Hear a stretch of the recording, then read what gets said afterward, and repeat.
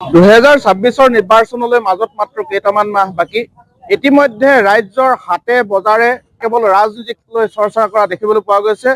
মই এই মুহূৰ্তত উপস্থিত আছো ঢকুৱাখানা নগৰৰ এখন ব্যস্ততম হোটেল প্ৰহ্লাদ বেকাৰী আৰু ৰেষ্টুৰেণ্টত, আৰু ইয়াতো একাংশ গ্ৰাহক আছে। তেওঁলোকে আহি ইয়াতে চাহৰ চুমুক দিছে আৰু এই মুহূৰ্তত তেওঁলোকে ৰাজনীতিৰ কথা বতৰা চৰ্চা কৰি থকা দেখিবলৈ পোৱা গৈছে। মই ভিতৰ ভাগলৈ যাব বিচাৰিছো। মই তেওঁলোকৰ মাজলৈ আহিছো।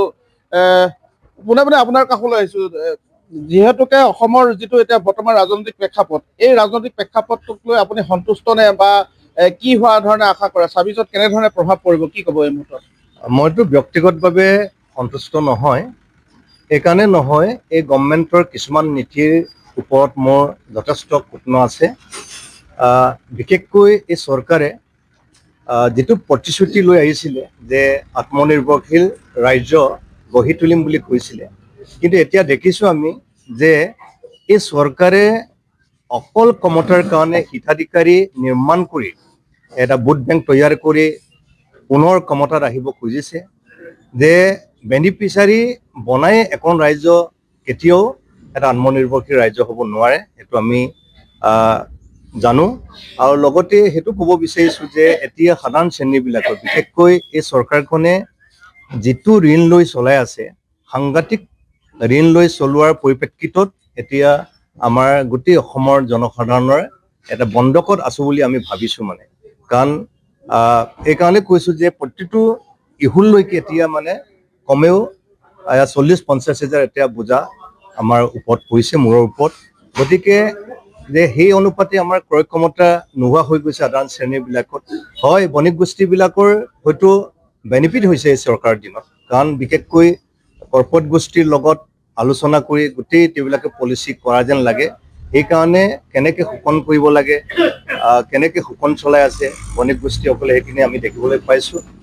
আৰু এই চৰকাৰৰ দিনত আমি এটা আশা কৰিছিলোঁ যে ডক্টৰ হিমন্ত বিশ্ব শৰ্মা যেতিয়া মুখ্যমন্ত্ৰী যিটো কাৰ্যভাৰ গ্ৰহণ কৰি যিটো ঘোষণা কৰিছিলে যে প্ৰতি বছৰে 1 লাখকৈ মানে কৰ্মসংস্থাপন দিব, চৰকাৰী চাকৰি দিব, কিন্তু এতিয়া দেখিছোঁ 5 বছৰত প্ৰায় 1 লাখ মানহে হৈছেগৈ।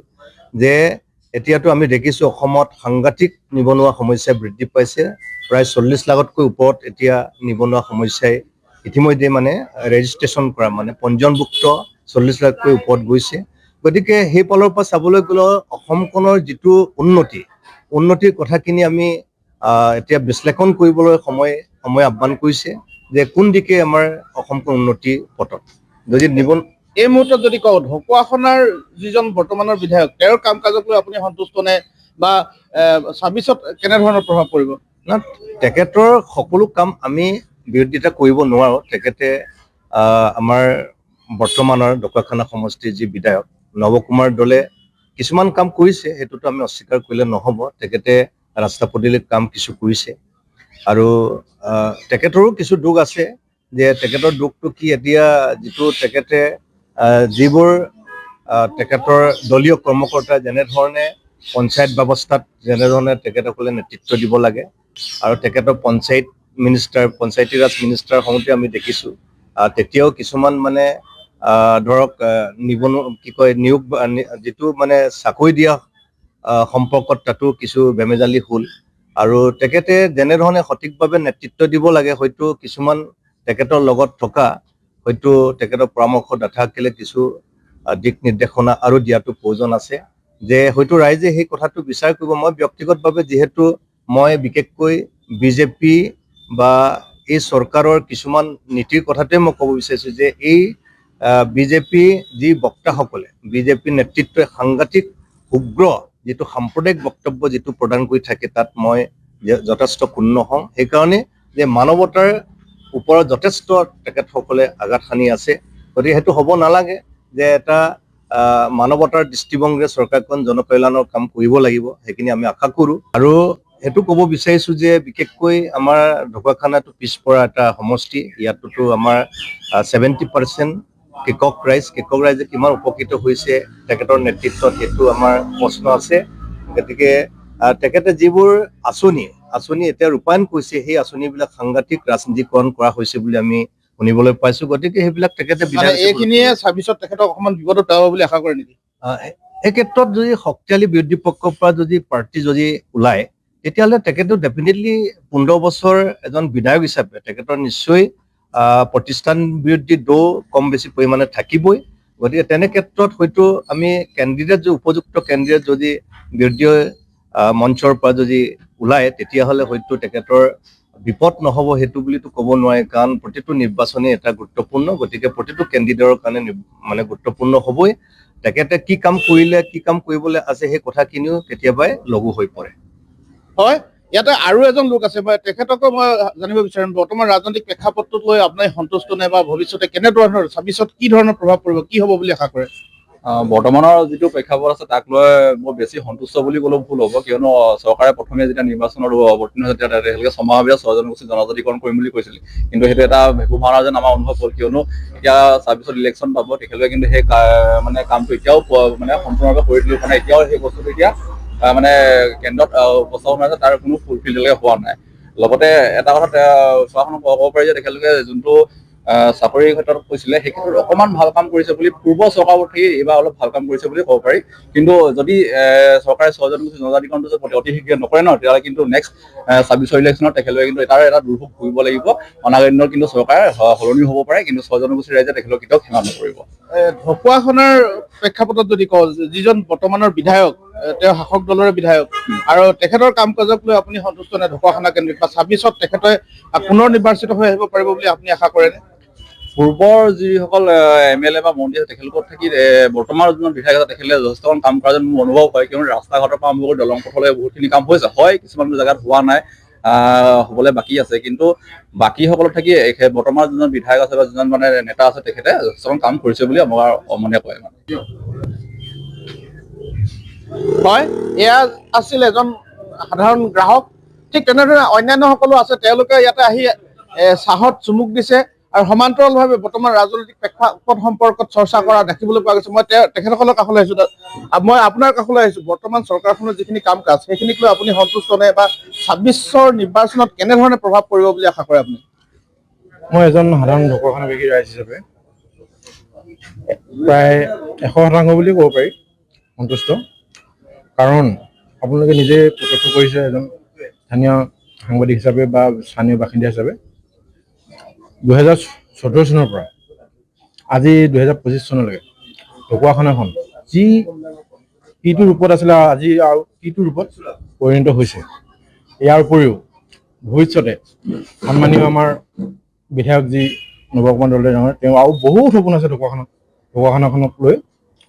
তেওঁ এই 26 চনৰ যি আমাৰ নিৰ্বাচন আছে তাত যদি আমি তেওঁক আকৌ পুনৰবাৰ বিধায়ক হিচাপে পাওঁ, তেনেহ'লে আমি আৰু বহুতো আশা কৰিব পাৰোঁ ঢকুৱাখানালৈ।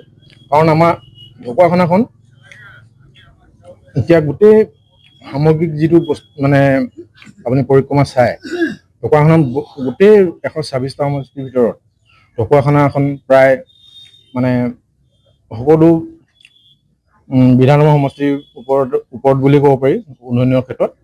আমি মানে তেনেকৈ দেখিছোঁ। আৰু ঢকুৱাখানাখনৰ আৰু সপোন আছে তেওঁ বিধায়ক মহোদয়ৰ, যিহেতুকে আমাৰ ঢকুৱাখানা এটা প্ৰাণ কেন্দ্ৰ হৈ পৰিছে। গোটেই মানে ধৰি লওক যাতায়াতৰ ক্ষেত্ৰতে হওক বা আপুনি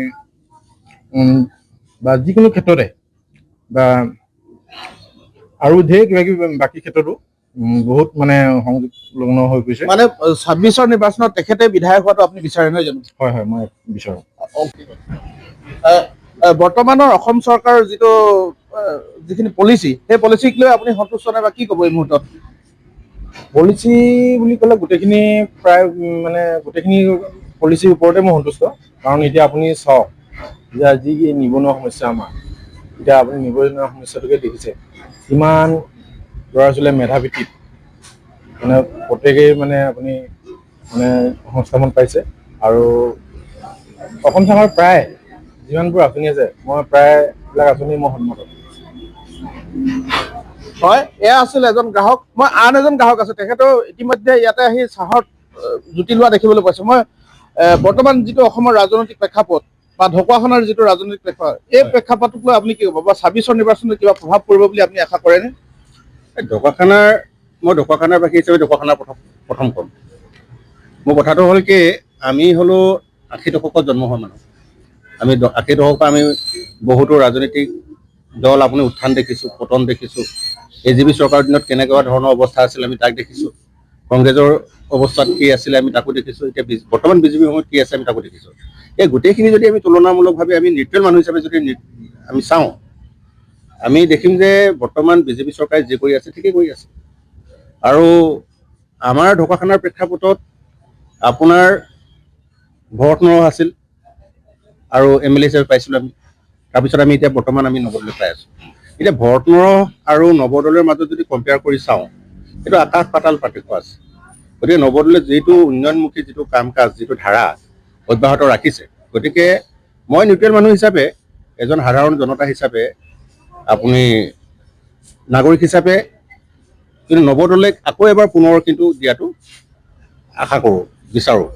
গতিকে নৱদলেক আৰু যে কোনোবা ৰুধিব পৰা যে কোনোবা আহিব, এইটো অলপ আশা কৰাটো ভুল। আৰু বৰ্তমানত যিটো কংগ্ৰেছৰ স্থিতি হৈ আছে, যিটো দুৰ্বলতা আপুনি সাংগঠনিক যিটো দেখিছোঁ, কংগ্ৰেছৰ লিডাৰ বুলিবলৈতো ঢকুৱাখানাত বিশেষ দেখাই নাই আমি। গতিকে আমি দেখিছোঁ যে নৱদলেক আপোনাৰ ৰোধ দিবলৈ বহুত কঠিন আছে।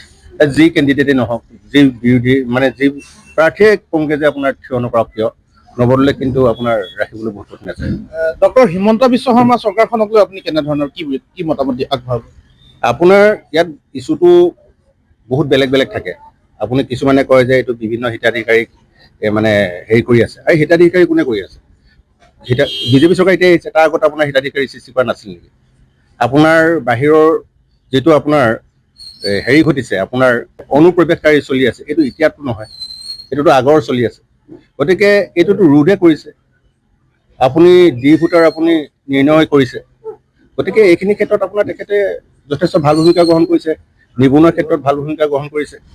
আপুনি এতিয়া আমি এতিয়া পাই আছোঁ কাৰণে আমি নকওঁ যে কোনোবা এঘৰত যে আপোনাৰ চাউল মুঠি পাই আছে। আচলতে যি পাই আছে তেওঁহে জানে তেওঁলোকে আচলতে কিমান উপকৃত হৈছে। হয়, এয়া আছিল ঢকুৱাখানা নগৰৰ এখন ব্যস্ততম হোটেল প্ৰহ্লাদ বেকাৰী আৰু ৰেষ্টুৰেণ্ট। ইয়াতে একাংশ গ্ৰাহক আহিছে আৰু তেওঁলোকে আহি চাহত চুমুক দিয়াৰ সমান্তৰালভাৱে বৰ্তমান ৰাজনৈতিক প্ৰেক্ষাপট সম্পৰ্কে চৰ্চা কৰিছে। আমি দেখুৱালো তেওঁলোকে কি ধৰণে চৰ্চা কৰিছে, কি চিন্তা চৰ্চা কৰে বা 26ৰ নিৰ্বাচনত কি প্ৰভাৱ পৰিব।